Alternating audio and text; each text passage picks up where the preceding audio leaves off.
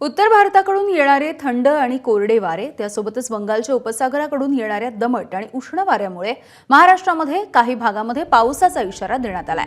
पुणे, नगर, बीड, छत्रपती संभाजीनगर, बुलढाणा, जालना, अकोला, अमरावती आणि वर्ध्यामध्ये गारपिटीसह पावसाचा इशारा देण्यात आलाय। तर आज मुसळधार पावसाची शक्यता सुद्धा वर्तवली जाते। तसंच शेतकऱ्यांनी काळजी घ्यावी, पिकांचं संरक्षण करावं असं आवाहन सुद्धा केलं गेलंय। दरम्यान या संदर्भामध्ये पुणे वेधशाळेचे KS होसाळीकर यांच्यासोबत बातचीत केली आहे आमच्या प्रतिनिधींनी। आपल्यासोबत IMDचे प्रमुख आहेत होसाळीकर सर। सर, काय नेमकी राज्याची आता परिस्थिती आहे? 3 दिवस पावसाचा इशारा दिलाय।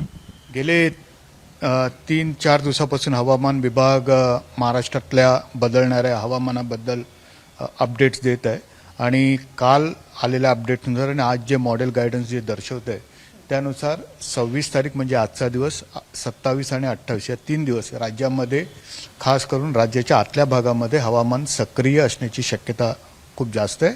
काही ठिकाणी मेघगर्जनेसह पाऊस आहे आणि त्याचबरोबर काही तुरळक ठिकाणी आपल्याला गारपिटीची पण शक्यता हवामान विभागाने वर्तवली आहे। साधारण कोणकोणत्या जिल्ह्यात जास्त पाऊस असण्याची शक्यता आहे? कोणत्या भागात जास्त पाऊस पडण्याची शक्यता आहे? आपल्याकडे राज्यातला जो इंटिरियर भाग आपण म्हणतो तर त्याच्यामध्ये मध्य महाराष्ट्र, त्याच्यामध्ये उत्तर मध्य महाराष्ट्र, खास करून मध्य मराठवाड्यातले काही जिल्हे आणि त्याचबरोबर विदर्भातले उत्तरेकडचे काही जिल्हे आपल्याकडे दिसतील। जर का आपण नकाशाद्वारे जर का समजून घेण्याचा प्रयत्न करू तर या ठिकाणी आपल्याला हा महाराष्ट्राचा नकाशा दिसतोय आणि काही ठिकाणी आपल्याला पिवळे रंग दिसत आहेत, काही ठिकाणी हिरवे रंग दिसत आहेत।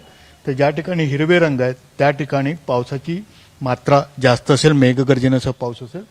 पिवळा म्हणजे काही ठिकाणी त्या ठिकाणी ढगाळ आकाश असण्याची शक्यता आहे। त्याचा शेतकऱ्यांवर काय होऊ शकतो परिणाम? एक आहे की आता जो हंगाम आहे याच्या ठिकाणी जो रब्बी हंगामाची जी पिकं आहेत ती काही ठिकाणी फ्लॉवरिंग स्टेजला आहेत, काही ठिकाणी ते काढणीला पण आलेले आहेत। त्यामुळे एक गोष्ट आहे की जर का मेघगर्जनेसह पाऊस जो असतो तो हायली लोकलाइज असतो, फक्त काही विशिष्ट ठिकाणी पडतो पण त्याची तीव्रता जास्त असते। त्यामुळे उभ्या पिकांना किंवा फ्लॉवरिंगच्या स्टेजला आलेल्या पिकांना त्याचा त्रास होऊ शकतो। दुसरी गोष्ट, वारे जोरदार असतील, 40 ते 50 किलोमीटरच्या वेगाने वारे असतील तर त्यावेळी पिकांना संरक्षण देणं गरजेचं आहे। एकंदरच पुढचे 3 दिवस थोडेसे आव्हानात्मक आहे, तशा प्रकारचं फोरकास्ट आहे। अर्थात हे फोरकास्ट रोज आम्ही अपडेट देत असतो, तर त्याच्याकडे सर्व स्टेक होल्डरनी बघायची नक्कीच गरज असे मी म्हणेन।